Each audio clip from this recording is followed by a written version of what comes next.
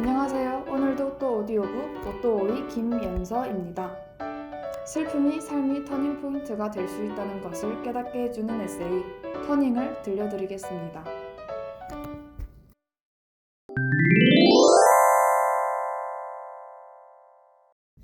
우리가 느끼는 감정은 긴 시간을 들여다보아야만 알 수 있다.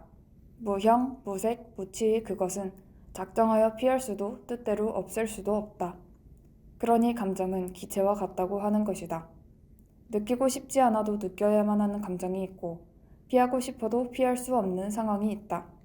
우리를 둘러싼 내부, 외부적 요인들은 우리가 모르는 사이 감정이 한 가운데로 우리를 데리고 간다. 우리는 적어도 그 감정이 우리를 감싸고 있는 동안에 그 감정을 충분히 맛보고 이해하는 시간을 가져야만 한다.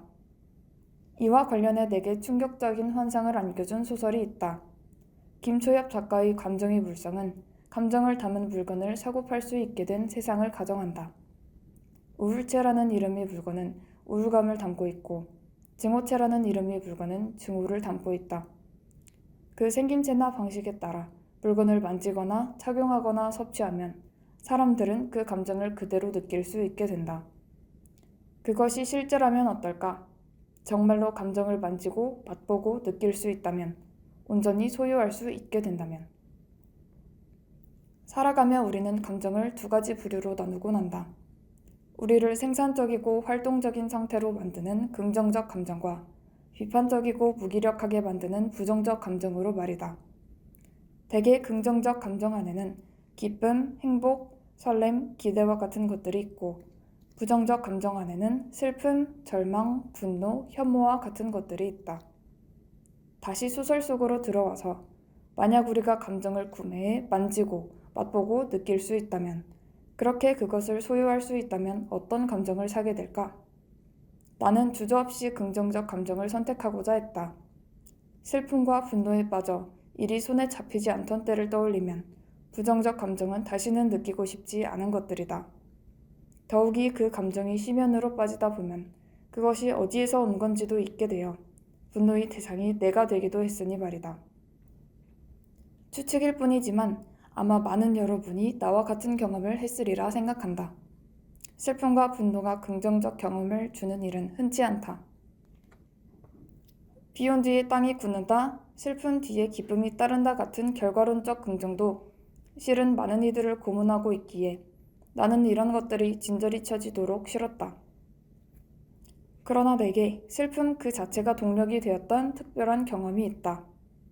고등학교 2학년, 무한 경쟁 속에서 나를 걱정하는 말들도 비난으로 들렸던 때였다. 그때 나는 마치 겉만 팽팽한 공갈빵처럼 아득바득 자존심을 세우며 살아갔다. 슬픈 감정이 밀려와도 그것에 떠밀려가지 않는 것이 나를 지키는 방법이라고 생각했다. 성적표를 받고도 울지 않는 방법을 터득했다.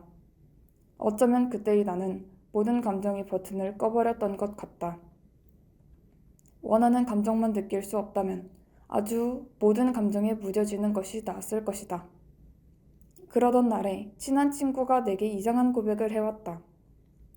요즘 들어서 나는 자기 전에 슬픈 영상을 찾아서 봐. 그냥 알고리즘에 뜨지 않아도 검색해서 말이야. 내게는 이상하고도 신기한 일이었다. 슬픈 감정을 굳이 느끼고자 하는 것 자체가 이상한 일인데 무척이나 단단하고 밝던 친구가 왜 그런 행동을 했을까? 대학에서 국어 국문학을 전공하는 나는 아주 어렸을 때부터 국어 과목을 좋아했다. 공부하는 것이 즐겁다고 느껴지는 과목이었다. 국어 성적이 좋은 것도 당연지사였으나 고등학생이 되고 나니 마냥 쉽지는 않았다. 나보다 뛰어난 사람이 세상에 많다는 것을 알게 되고 그것이 좌절로 다가왔다. 처음에는 금방 다시 성적이 오를 거라고 곧잘 나를 위로하곤 했는데 갈수록 어려웠다. 시간이 조금 지난 고등학교 3학년, 기말고사 시험지를 채점하고서는 그렇게 황당할 수가 없었다. 내가 가장 좋아하던 과목을 가장 열심히 공부했는데도 가장 낮은 점수를 기록했다는 것이 억울했다. 나는 억울한 마음을 뒤로하고 저녁 메뉴나 여쭈어 보려는 마음으로 엄마에게 전화를 걸었다. 정말 이상한 일이었다. 엄마 목소리를 듣자 눈물이 펑펑 쏟아져 나왔다. 내 안에 있는 말들을 하면 할수록 슬픈 감정이 북받쳐 올랐다. 엄마는 나를 8살 때처럼 달랬고 나는 14살 때 이후로 엄마에게 보이지 않았던 눈물을 실컷 보였다. 그때 비로소 친구의 말을 이해하게 되었다. 감정을 느끼지 않는 것은 슬픔이나 분노, 절망만을 느끼는 것보다도 무서운 일이었고 당장 우리에게 어떤 감정이 닥쳐온다면 그것을 피할 이유가 없다. 다만 그것이 내 안에서 어떤 변화를 일으키고 나를 어떻게 살아가게 하는지 알 필요가 있는 것이다. 그날의 슬픔은 내 삶이 많은 것을 변하게 했다. 비 온 뒤에 땅이 굳는다나 슬픔 뒤에 기쁨이 따른다 같은 어처구니 없는 격언도 땅이 굳거나 기쁨이 따라오는 그런 결과에 주목하기보다 슬픔이 사건의 전환점이 되기도 한다는 말로 생각하니 제법 이해가 되었다.